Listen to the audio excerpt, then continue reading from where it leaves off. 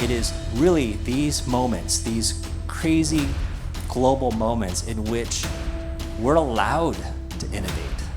What I've discovered is that virtually every company has capitalized on some kind of shift that has happened in the world. You don't really see them coming sometimes.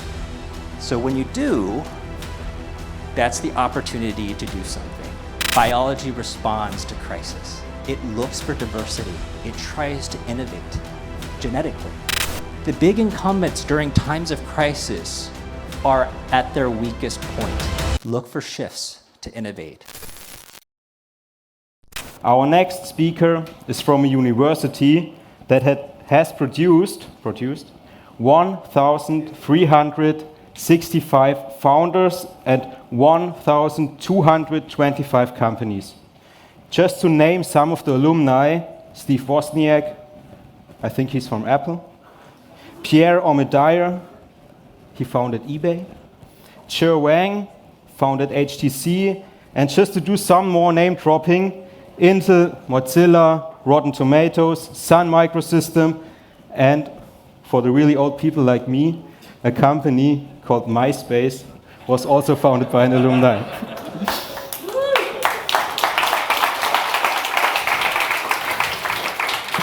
So please give a huge round of applause to the Managing Director of the Saatchi Center for Entrepreneurship and Technology at the University of California, Berkeley, Ken Singer.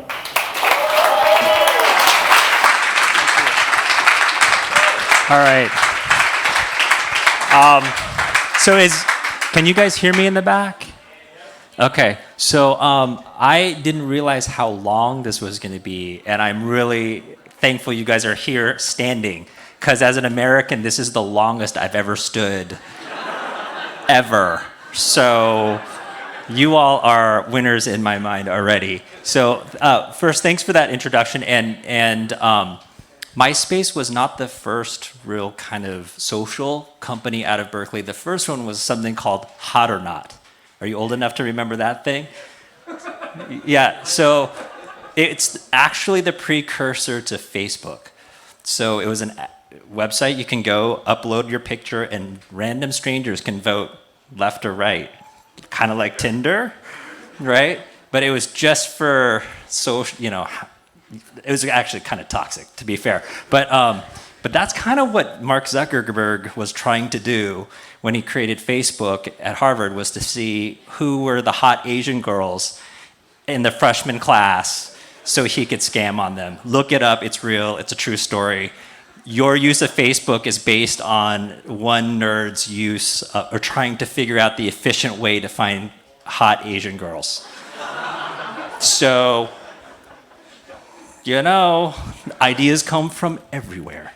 All right, so I was asked to come talk to you about innovating. And I know that these 4 challenges you have, they're quite broad. How do you explore those ideas in a way that you're going to find something that is substantive, a real problem within that space? So I want to share with you a presentation that I call Shifts Happen. It's a play on words, because we're kind of in the middle of a shift right now. Shift happened in 2019, and we're all living through it. And so I wanted to, inspire you to know that it is times like these where you have the best innovation emerge, and also give you maybe a way to look at the challenge in front of you and be able to break it open and really find something in that space that will make a huge impact. So that's a tall order. I'm hoping I will make it. Also, I know you guys have been standing a long time, so I will try to go through it quickly. So actually, this is me. Real quick, through the whole bio, this is what's most important. I've started several companies, and they've all been during moments of crisis. So there's 2 lessons out of this, because one was quite successful. One lesson is Ken is terrible at timing. So I seem to start companies at the wrong time. When markets crash, .com era, and that was right when we were starting. So don't ask me about best timing. I'm going to just tell you right now, not the person. The other thing is that it seems like it is really these moments, these crazy global moments in which we're allowed to innovate. The people who weren't in the inner circles, the people who weren't working at SAP, it's times like these is when SAP invites outsiders to try to innovate, right? And that's a question to ask. Why would big companies be here challenging you all to try to solve problems they're unable to solve? Or that, they're trying to solve them in a way that they haven't, been able to before. So I want to address that in a bit. But my background is I was a student turned entrepreneur, and then I've come back to the university. And that whole journey, I want to encourage all of you to do. When you go off to the world and learn a bunch of stuff, come back and teach. And I think this whole, the center is kind of that, right? Bringing people back to make an investment in the education of all of you who are going through this program. So I want to thank all of those old people like me who have come back to help, because in my entrepreneurial journey, I would say that the most important part was that I had a network of people who really had no other interest but to see me succeed. It wasn't about making money off of me. It wasn't about, their status. It was that they were paying it forward. So know that when you're done with this journey, it's not over. It's a commitment to pay it forward to the next generation. So I just want to make sure I include that. So traditional entrepreneurial education typically starts with this: go disrupt something, right? You hear disruption, which is probably a bad word in Germany, right? People like order here. Disruption can be somewhat difficult, right? So when you say to your parents, I'm going to go disrupt something, they might feel like they failed in raising a German child. So I encourage you not to use those words, right? And I want to give you a different way to look at what you're doing and maybe have a better conversation at dinner with your mom. In teaching entrepreneurship, what I've discovered is that virtually every company, whether successful or fail, has capitalized on some kind of shift that has happened in the world. You have to kind of look deeper on some of these companies, but they're always predated by some little shift or big one. So give you one example of a shift would be technology. Okay? In order for Uber to be in existence, we had to have the mobile phone, and it had to have enough internet speed and GPS in the phone for Uber to work. Coordinating all of those cars also required cloud technology. So all of these technical shifts had to occur for Uber to even exist, to have that app work, right? So those shifts, look for technology shifts, blockchain, AI, machine learning, all those technologies are shifts that make new things possible. Another shift would be a regulatory shift, a legal shift. Here in Europe, GDPR is famous for being the thing that everyone has to click through to get to what they want. No one pays attention to it, so it's not the most successful, I think, in doing what it was intended to do. But what it ended up doing was creating an opportunity for lots of companies to be created to help big companies not get sued, right? And that legal shift made that possible. Give you another example. I've been working with a company in Denmark. They have created a robot, and this robot can do amazing things. But what it's currently doing is it's picking up cigarette butts. Because apparently there was a legal shift in the EU that commercialized the picking up of cigarette butts. Each one is worth something like 2 or 3 cents. And this robot can just go pick them all up and make money off of collecting trash. And the revenue model for that is much bigger than maybe driving a car for Uber, the robot doing that, because it takes a lot more research and a lot more regulation change to make that work. So they just found, hey, let's just commercialize this legal change. So take a look at all the new laws coming out of Brussels. They're not painful completely. They might be great opportunities for you to commercialize. The third kind of shift is a very subtle one, cultural shift. Here's another example about Uber, right? In America, this whole idea that you would let strangers ride in a very expensive car that you own would never cross my mind, because my car is my temple. You know, if I let you in my car, it's because I like you, and which is why only 3 people have ever been in my car. So, you know, like, it's in America, it's sacred. But something happened. The next generation came along and said, hey, you know what? It's just a vehicle. I'll just use it to make some money, and then I can get a nicer car, right? And so a cultural shift had to occur in order for this to become a business. Then there's a fourth shift, which is a market shift. This is kind of subtle, and this is why you need coaches and people who are well-versed in an industry like SAP. Because these are opportunities that are floating around in companies and industries that can't really be solved by people in them. So give you an example of this. Amazon has eaten up the world, also Germany, I understand. And what they did was they made every product purchasable on their platform, including well-known brands like Canon, Nikon, all of these camera companies and many other good brands. And what was happening is people would just go to Amazon and buy products that they knew already, the brand they already knew. So these companies were just paying a Amazon tax to just have it purchased through Amazon and rather than through them. So they said, well, why don't we create our own website so people can buy directly from us and then we don't have to pay Amazon? And they did that, right? Problem was they didn't realize they needed customer service, that people would send back a camera, that they'd have questions. And so this company called Right Now Technologies built a whole back-end customer care system. And you all use some of this. Every time you go to a website and a chat box opens up, a lot of times that's them.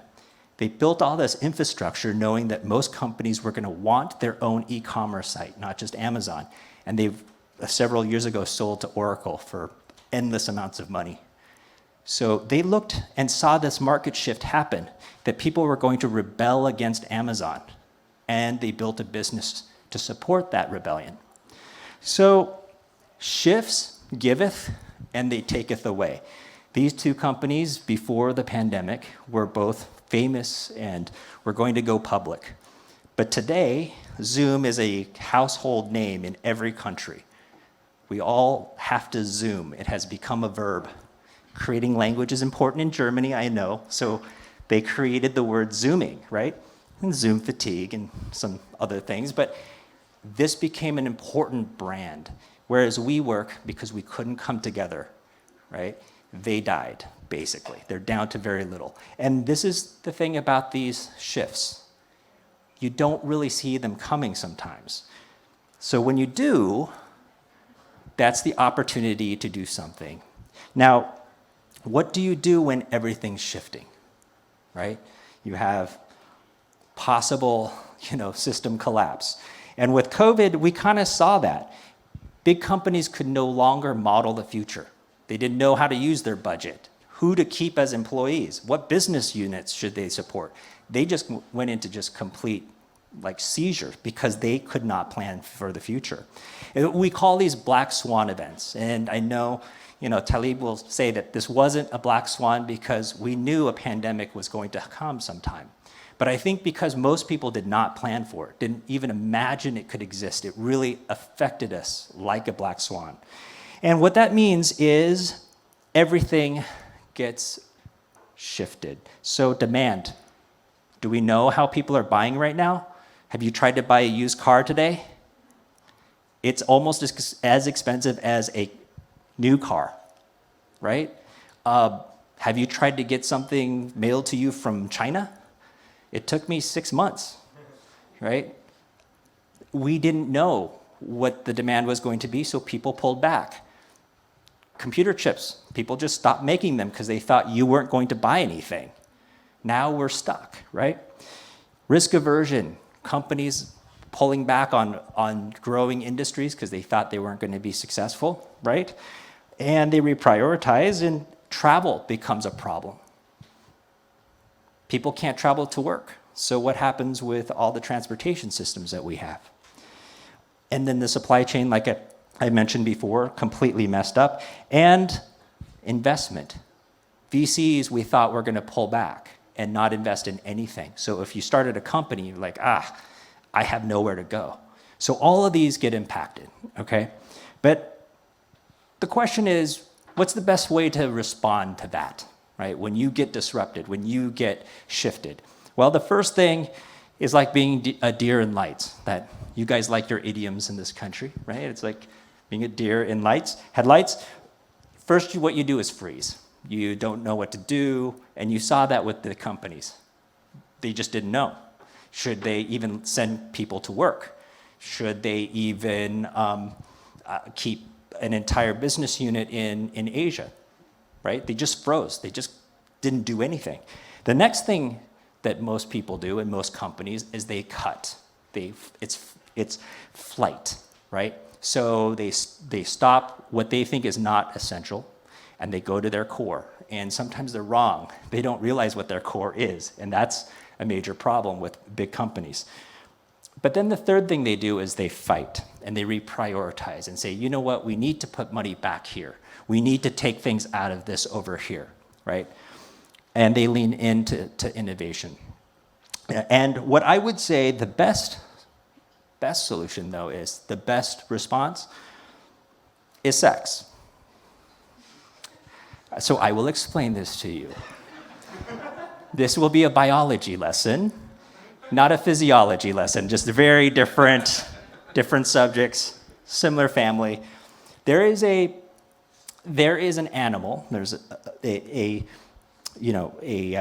insect, I guess it's an insect, called the Daphnia, more commonly known as the water flea. And you'll see them on ponds, they're skipping around, right, if you look carefully enough. Now, the Daphnia has this really weird attribute. It has the ability to switch between asexual to sexual reproduction and back. So it is able, it's called heterogamy, okay? It's the ability to either just bud off, split in half, or go find a mate, okay? Now, there are several species that can do this. Humans are not one of them. Though you knew that, right? Not now, yes, not now. Yeah, hopefully never, but that's fine. Now, asexual reproduction requires less energy than sexual reproduction, right? Think about that, right? Asexual is just like, oh, I just bud in half. Sexual reproduction requires you to go to this club here, buy a bunch of expensive drinks, right? Get to dance with some people and figure out who you want to meet, right? And then you have to convince them that you are someone they want to meet. This was before Tinder. I think I'm explaining a life before Tinder here. But even Tinder's like it works, takes work, right? To try to peacock yourself to figure out the dance, right? That takes a lot of energy. You know, many of you have gone home alone, and you know how much work it went into, and you're like, wasted investment, right? So maybe asexual is better. This is getting more uncomfortable than I wanted it to be. So anyway,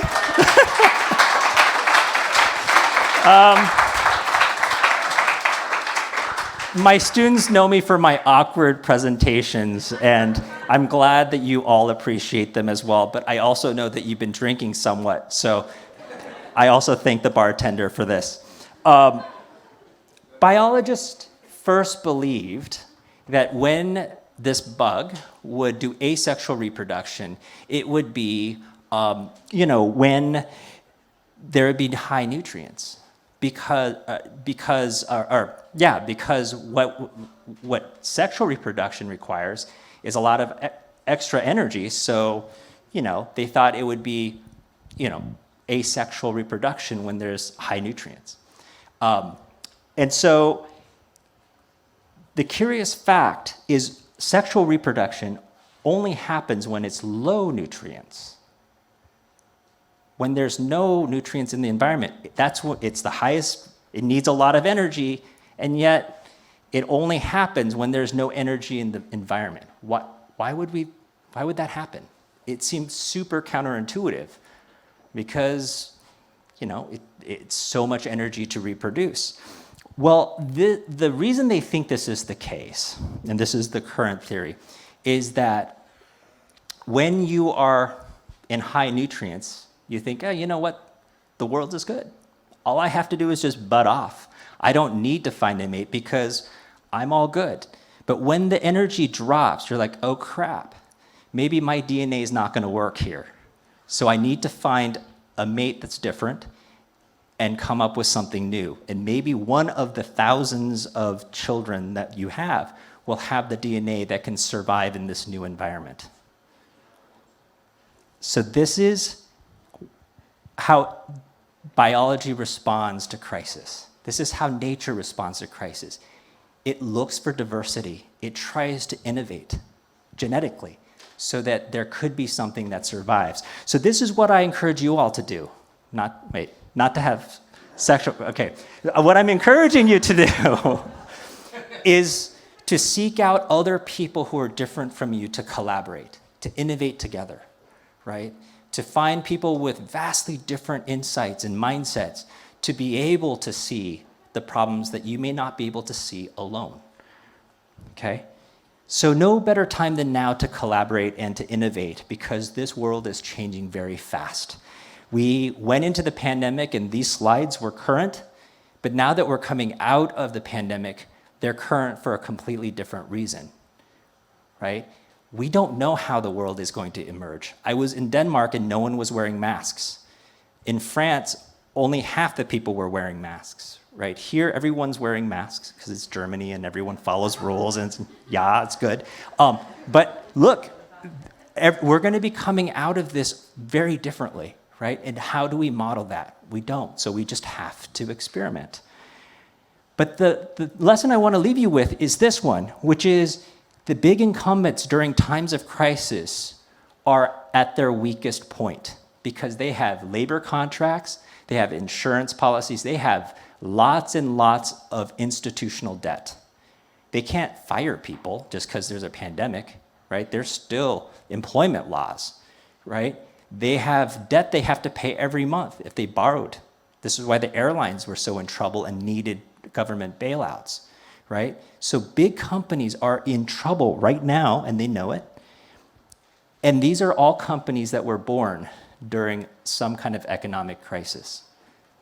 Many of the big brands that you know, and that's because the incumbents in their industries were weak, couldn't hire the smartest people, they had to fire a bunch of people, and many of those people went on to create these companies.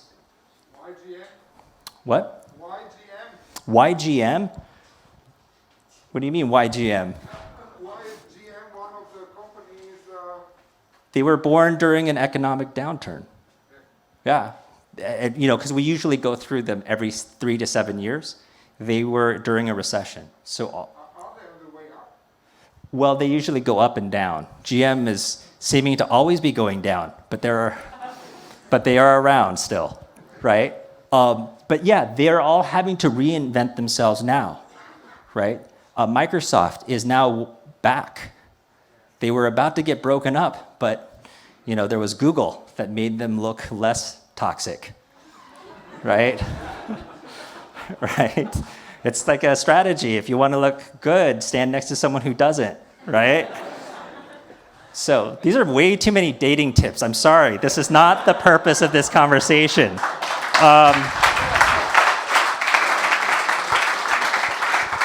Right.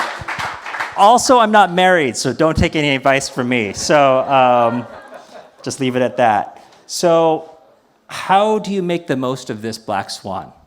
Well, identify new essential priorities, right? Problem-centric and people-centric priorities. For problem-centric, things have changed. Certain things are more expensive. Certain things are cheaper. Some things are more inefficient now. Traveling to Europe is a pain in the ass. But it turns out it's harder to get back to the US. It's crazy. And then think about efficiencies, right? What's more inefficient now? What will be more inefficient in the future? And how can you build solutions to make them more efficient? People-centric behaviors have changed. I went to McDonald's and apparently in France. So by the way, if you go to McDonald's in the US, the food sucks. But the McDonald's in Europe is amazing. The fries are amazing and the meat actually is made from cows. So it's really good. But I didn't realize I'm the only person going to the McDonald's. Everybody else has ordered it through all these different delivery mechanisms. And so the world has shifted. I didn't realize it. And they've changed, this particular McDonald's, changed their restaurant to be able to capture that kind of business, right? So the world is changing in that way. And one shift I would like to point to is QR codes. What I'm noticing is old people using QR codes. And one thing I try to look for is when old people adopt technology, because that means it's definitely made it over the hump. QR codes were used for restaurant menus. And everywhere in the world now, old people are using their phone for these QR codes. You can now build a business that you can now get access to every part of the demographic with QR codes. So I would look there. That particular technology shift, that adoption by society, cultural shift, is something to look at. All right, so shifting fortunes. These two companies came out of my program. My students created this. This company was started out of the mental health crisis that was going on in the US, and with the pandemic, it got worse. They started out actually fairly profitable, and they've now scaled. They're now $500 million in value. That's how big of a mental health problem America has. So they've only scratched the surface. They're only in maybe 300 campuses. They've set up mental health clinics next to universities. Seems like an obvious answer, or obvious, idea. Nobody did it before. And then Perimeter is a company that is working on wildfires, helping firefighters be able to identify how fires are going to grow. And they're doing incredibly well. And they saw the shift coming in disasters. So the last thing I want to leave you with, the key lessons in all of this, is look for shifts to innovate as you explore these questions with your partners. Seek out new and different people to collaborate with. Don't just take the people that are handed to you. Reach out, be proactive. Hopefully you've met at least 10 new people in this room. If you haven't, you have failed to get the value of being here. The value is each other. You can get all this stuff on the internet, right? And the last thing is to start now. So thank you guys.